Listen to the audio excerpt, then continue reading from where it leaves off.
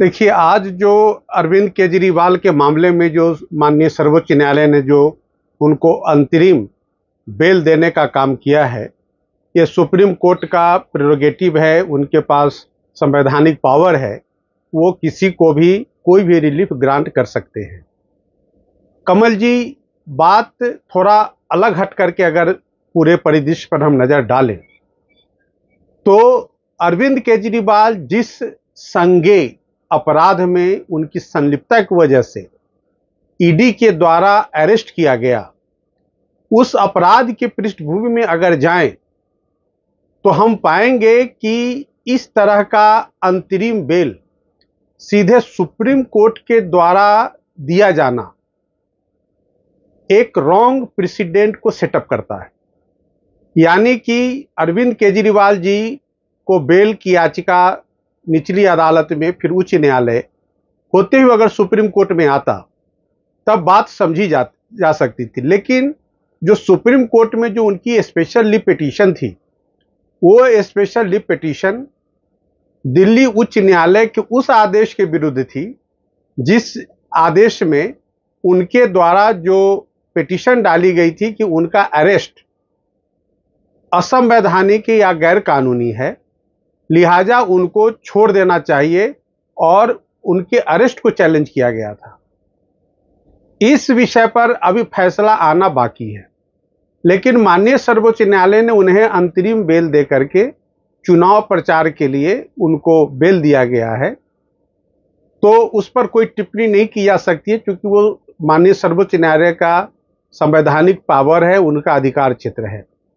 लेकिन प्रश्न ये उठता है कि क्या जो पॉलिटिकल लीडर्स पीएमएलए के मामले में या अन्य अपराध में जेल के अंदर बंद है, क्या उन्हें भी इस तरह का आदेश दे करके, इंटरिम बेल दे करके चुनाव प्रचार के लिए परमिशन दिया जा सकता है क्या?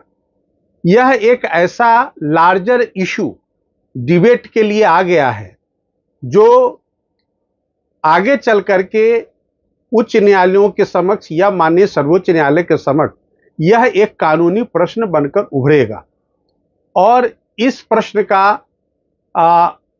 कानूनी आंसर वो माननीय सर्वोच्च न्यायालय से लोग अपेक्षा करेंगे। क्योंकि आप देखेंगे कि झारखंड के मुख्यमंत्री, जो झारखंड मुक्ति मोर्चा के कार्यकारी अध्यक्ष भी हैं, वो भी पीएमएलए के मामले में जेल में हैं। क्या माननीय सर्वोच्च न्यायालय उन्हें भी इस तरह का अंतरिम बेल देकर के चुनाव प्रचार के लिए क्या आदेशित कर सकती है? इस तरह का एप्लीकेशन उनका भी आ सकता है। आप देखेंगे कि दक्षिण भारत के कई नेता या पश्चिमोत्तर प्रांत के कई नेता या देश के कई नेता जो पीएमएलए मामले में जेल में बंद हैं, क्या वो इस तरह की याचना माननीय न्यायालय से कर सकते हैं कि उन्हें चुनाव प्रचार के लिए इंटरिम बेल दिया जाए? तो यह एक ऐसा विषय है जिस पर कि लोग चाहेंगे कि इसका कानूनी सॉल्यूशन क्या है वो आए, क्योंकि यह एक नायाब आदेश है और इस आदेश का, जो कि माननीय सर्वोच्च न्यायालय का जो भी आदेश है, आप देखेंगे संविधान के दृष्टिकोण से वो उच्च न्यायालयों पर या उसके नीचे के न्यायालयों पर बाध्यकारी भी होता है। तो यह देखना पड़ेगा कि आगे इसके क्या फार रीचिंग कॉन्सिक्वेंसेज होंगे। अब बात रही दूसरी बात कि माननीय सर्वोच्च न्यायालय ने बहस के दरमियान यह भी कहा कि अगर ये अंतरिम बेल पर बाहर आते हैं तो किसी भी फाइल पर, सरकारी फाइल पर ये अपना हस्ताक्षर नहीं करेंगे, सरकार के फैसलों में ये सम्मिलित नहीं होंगे। मतलब ये कि अरविंद केजरीवाल मुख्यमंत्री रहते हुए भी सरकार के कामकाज में दखल नहीं दे सकते हैं। तो फिर प्रश्न उठता है कि जो विष्णु गुप्ता ने जो एक पीआईएल दिल्ली उच्च न्यायालय के समक्ष फाइल की थी और उस आदेश में माननीय उच्च न्यायालय ने उन्हें कहा कि आप गवर्नर यानी लेफ्टिनेंट गवर्नर दिल्ली के पास प्रतिवेदन करके प्रार्थना करें कि वो 164 धारा में मुख्यमंत्री जी के खिलाफ कार्रवाई करना चाहते हैं तो कर सकते हैं।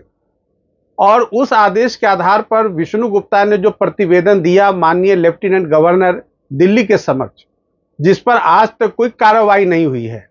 अगर उस पर कार्रवाई हो गई रहती तो शायद आज इसकी कोई जरूरत नहीं होती। लेकिन माननीय लेफ्टिनेंट गवर्नर दिल्ली ने उस प्रतिवेदन पे कोई कार्रवाई नहीं की। अब उसके पीछे आशय क्या है वो वही बता सकते हैं।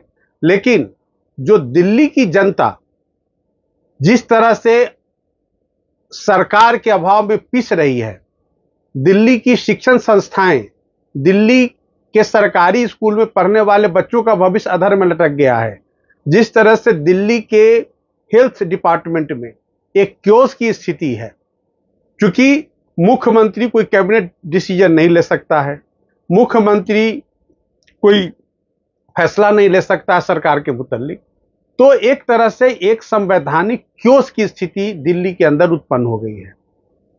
और अगर सही समय पर मुख्यमंत्री के खिलाफ अगर कदम उठा लिए जाते माननीय लेफ्टिनेंट गवर्नर के द्वारा, तो शायद आज ये नौबत नहीं आई होती।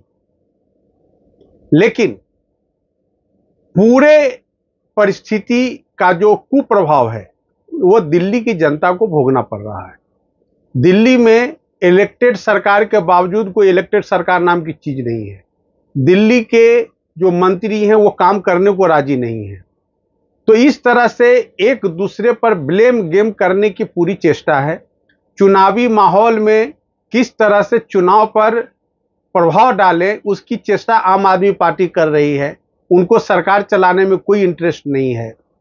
तो एन के एन प्रकारेण वो चाहते थे कि अरविंद केजरीवाल जी बाहर आ जाएं और वो चुनावी माहौल में चुनाव में अपनी भागीदारी दें। इसमें ऐसा लगता है कि कुछ हद तक आम आदमी पार्टी को सफलता मिल गई है। लेकिन यह सफलता आम आदमी पार्टी के लिए हो सकती है, लेकिन दिल्ली की जनता के लिए आप ये कह सकते हैं कि एक दुर्दशा का माहौल है और उन्हें इस दुर्दशा से निपटने का कोई उपाय दिल्ली की सरकार नहीं कर रही है। आप आगे भी देखेंगे कि जो आम आदमी पार्टी ने जो जनता से वादा किया अपने चुनाव के दरमियान, आप दिल्ली की सड़कों की दुर्दशा देख लें, दिल्ली में स्वच्छता की दुर्दशा देख लें कि स्वच्छता कहां पहुंच गई है। दिल्ली में जितने भी फैसिलिटीज हैं आप उसकी स्थिति देख लें। दिल्ली में लोड शेडिंग का क्या बुरा हाल है, आप उसकी स्थिति देख लें। तो चारों तरफ आप देखेंगे कि जो सरकार का जो दायित्व है जनता के प्रति उसका निर्वहन नहीं हो पा रहा है। यहाँ की जनता बिल्कुल मुसीबत झेलने के लिए बाध्य है और इनकी सुनवाई कहीं नहीं है। तो माननीय सर्वोच्च न्यायालय ने इनको एक इंटरिम बेल दिया है, लेकिन आगे जो इनका रास्ता है वह कोई आसान नहीं है, क्योंकि जो समाचार माध्यमों से पता चला कि ईडी इनके खिलाफ भी चार्जशीट ला रही है। चार्जशीट फाइल होने के बाद जब ये सरेंडर करेंगे तो मेरे हिसाब से बेल पाने के अरविंद केजरीवाल जी के सारे रास्ते बंद होंगे, क्योंकि एनफोर्समेंट डायरेक्टरेट के पास इनके खिलाफ तमाम सबूत, चाहे वो गवाहों के बयानात हो या डॉक्यूमेंट्री एविडेंस हो, वो पुख्ता है और पीएमएलए मामले से इनका बाहर निकलना बहुत मुश्किल है। इसके अलावा कई अन्य दूसरे मामले हैं जिसमें अरविंद केजरीवाल जी की संलिप्तता बताई जा रही है।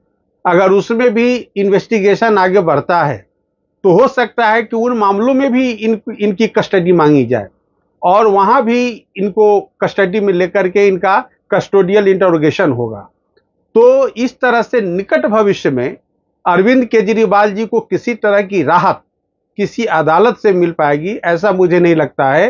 जो कानूनी प्रक्रिया है उस आधार पर मैं बोल रहा हूं। तो ये इंटरिम बेल है, इनको शायद फर्स्ट वीक जून में सरेंडर भी करना पड़ेगा और उसके बाद ये जेल में रहेंगे। लेकिन दिल्ली के जनता का क्या, पंजाब के जनता का क्या, जिन जिन राज्यों में आम आदमी पार्टी की सरकारें हैं उन राज्यों में वहां की जनता का क्या। जनता को गलत वादा करके इन्होंने बहुमत तो ले लिया, लेकिन उस बहुमत पर क्या ये खरा उतर पा रहे हैं? जनता के आकांक्षाओं आशाओं पर खरा उतर पा रहे हैं? तो आप देखेंगे कि बिल्कुल निराशा का वातावरण है, निराशाजनक माहौल है और अरविंद केजरीवाल एन केन प्रकारेण मुख्यमंत्री के पद पर बने रहना चाहते हैं और उसका उनको तत्कालिक लाभ तो जरूर मिला कि उनको इंटरिम बेल मिल गई चुनाव प्रचार करने के नाम पर, लेकिन यह एक तत्कालिक लाभ है। अंततोगत्वा इन्हें जेल जाना पड़ेगा और जेल में ही इनको कुछ समय और व्यतीत करना पड़ेगा। तब तक दिल्ली की जनता उनके भाग भरोसे छोड़ दीजिए, उनको अपने भाग भरोसे रहना पड़ेगा। उनके द्वारा चुनी हुई सरकार से उन्हें कोई लाभ नहीं मिलने वाला। जय हिंद। लेकिन सर, ये जो मतलब आज का जो सुप्रीम कोर्ट का फैसला है, ये आपको ये नहीं बताता कि ईडी के जो काम थे, जो करोड़ रुपए ईडी ने हासिल किया लोगों के नेताओं के पास से, तो उसमें खालिक नहीं पोती गई इस फैसले को? नहीं, ऐसा है कि आपका कहना बिल्कुल सही है कि जब ईडी ने पुख्ता सबूत श्री अरविंद केजरीवाल जी के खिलाफ दिया और अदालत में भी पेश किया और इन तमाम बिंदुओं को देखने के बाद मैंने इसीलिए कहा, क्योंकि ये मामला अभी लंबित है माननीय सर्वोच्च न्यायालय में, इस पर अभी टिप्पणी करना उचित नहीं होगा। लेकिन एक बात तो तय है कि इंटरिम बेल तो आज उन्हें मिल गई है, लेकिन 2 तारीख का जब समर्पण करेंगे और जब कोर्ट गर्मी छुट्टी के बाद खुद के पूरे मामले को देखेगी, तो ईडी के द्वारा जो साक्ष्य प्रस्तुत किए गए हैं, जिसमें करोड़ों करोड़ रुपए की लेन देन की भी बात कही गई है, गोवा चुनाव में किस तरह से रुपए का आदान प्रदान हुआ उसकी चर्चा की गई है और कई जगहों पर इनके द्वारा जो रुपए का आदान प्रदान करते हुए दिखाया गया है उसकी चर्चा की गई है। तो निश्चित रूप से माननीय सर्वोच्च न्यायालय इन तमाम साक्ष्यों पर ध्यान दे करके, और मुझे ऐसा लगता है कि उचित आदेश पारित करेगी और वो आदेश जो भी होगा वो न्याय के पक्ष में होगा और न्याय की जीत होगी। लेकिन सुप्रीम कोर्ट ने एक बात और कही है कि ईडी ने मतलब अभी तक उनको गिरफ्तार क्यों नहीं किया था पहले उसमें संबंधों में जो दिए थे उसको नोटिस, और उसके बाद मतलब एकदम क्यों चुनावों से पहले करा? तो जो 9-10 उसको दिए थे उसमें क्या कहेंगे? देखिए, ऐसा है कि इन्हीं बातों को ध्यान में रख करके इंटरिम बेल मिला है, लेकिन इंटरिम बेल इन्हें 15 दिन की है। 15 दिन के बाद जो ये आर्गूमेंट है, इस आर्गूमेंट में बहुत दम नहीं रहेगा और यही वजह है कि इनको लंबे समय तक जेल के अंदर रहना पड़ेगा। निकट भविष्य में इन्हें रेगुलर बेल नहीं मिल सकता है।